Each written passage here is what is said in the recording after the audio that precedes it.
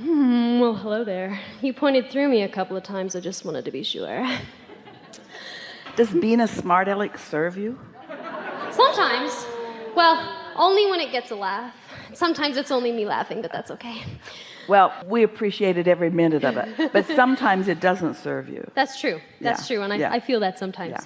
In the days leading up to this, I was trying to gently play in my mind, well, if she calls on me, what am I going to ask? But then as I'm sitting here, it's funny to feel that almost tension in that old momentum wanting me to bring up those specifics, but then obviously feeling the wonderful energy of these. It's like, are you sure you want to bring that up? So,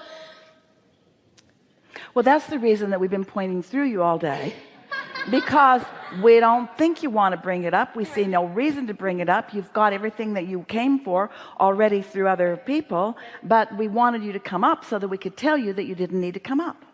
Wonderful. Wonderful. That's awesome. But you wanted to come up so much Yes, I do. that we couldn't deny you. So here you are. So here I am. So how about let's There's nothing to do. Nothing to do, really. It's all done. We just wanted to it. see your pretty face, let everybody see your pretty face, and acknowledge with you that you've got it all figured out. Got it all figured out. Wonderful. Okay, thank you. Yeah. Thank you. Yeah. Yeah.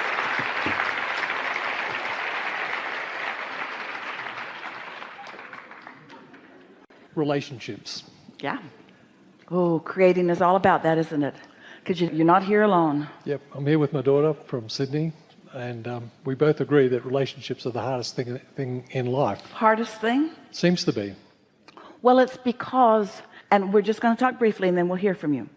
The reason relationships seem to be, to a lot of people, like the hardest thing is because in relationships you have, lured isn't quite the right word, but you've trained people away from their own guidance and asked them to accept what you want about them to be the guidance.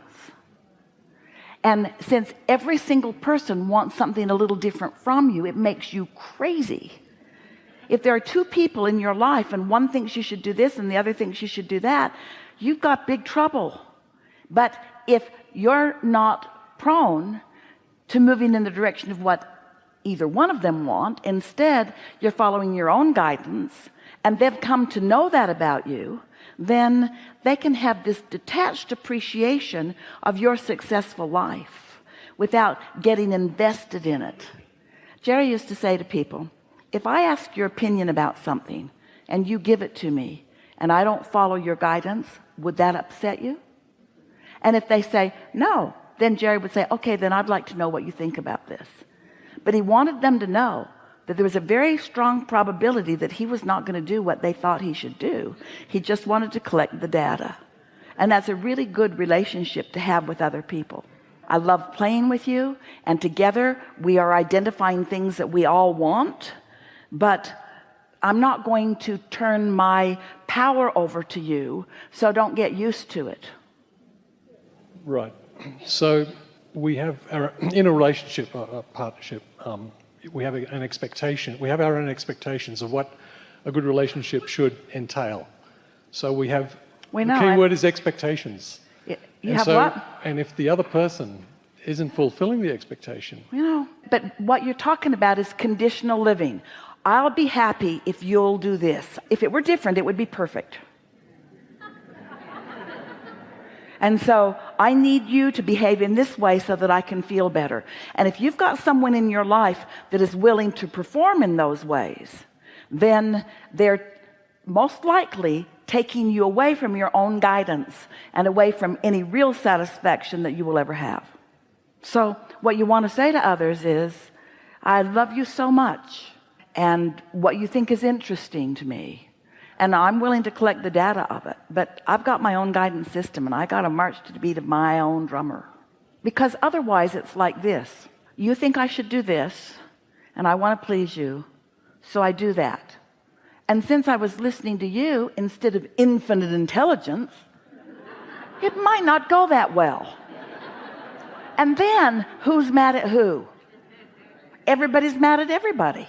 But if instead you are loving them for their awareness of you and really appreciating their well wishes and accepting that everyone wants you to thrive, doesn't it add up that if they want you to thrive and if you've found a way to thrive, then they're happy?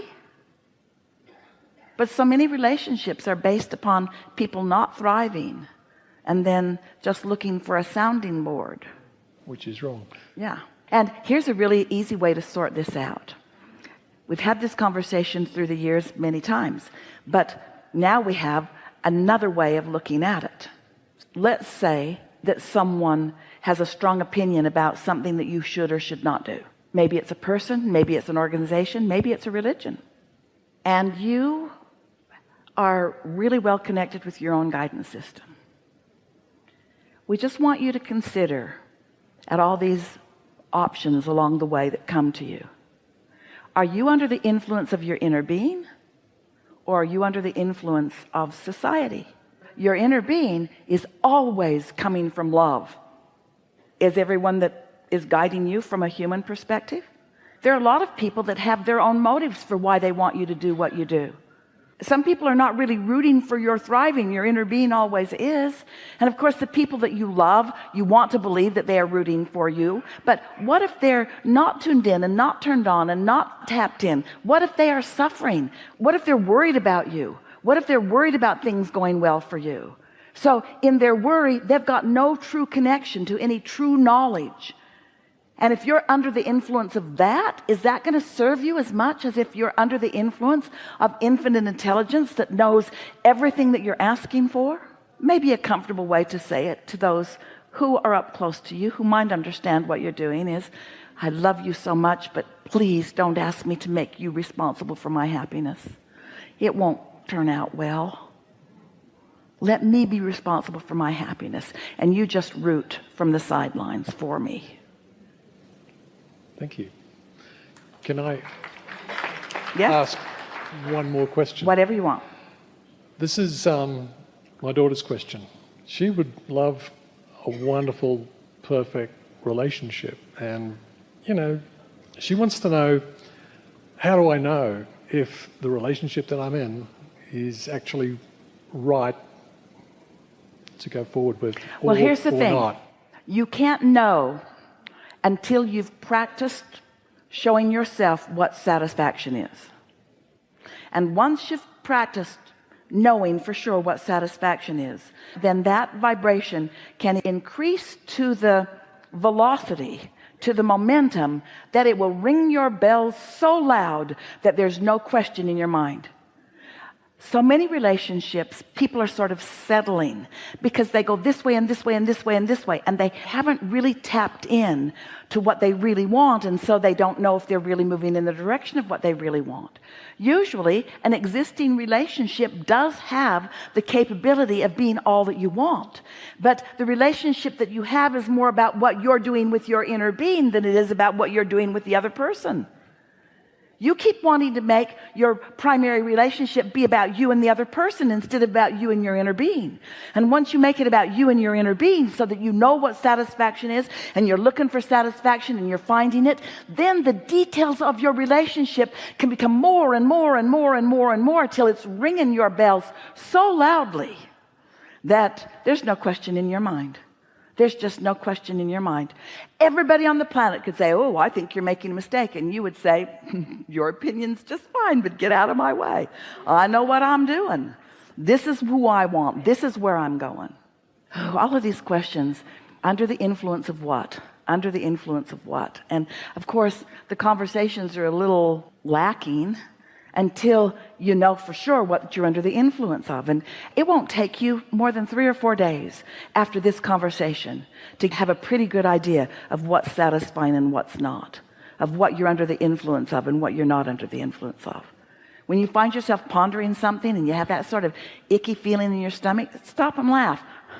It's clear. I'm not under the influence of source, or I'd be feeling better.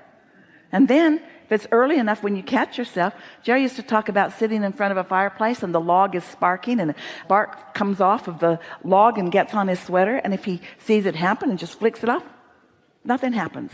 But if he doesn't notice it and it sits there for a minute, it will burn a hole in his sweater.